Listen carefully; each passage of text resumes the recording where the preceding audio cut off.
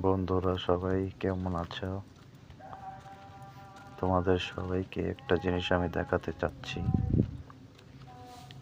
সেটা হচ্ছে খেজুর গাছ।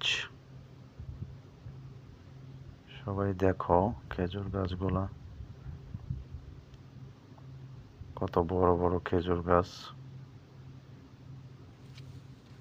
এগুলো সব বোনা হবে।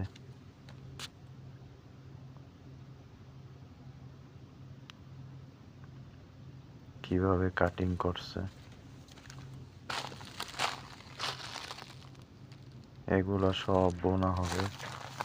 3-4 মাসের মধ্যে এগুলা আবার নতুন পাতা গজাবে।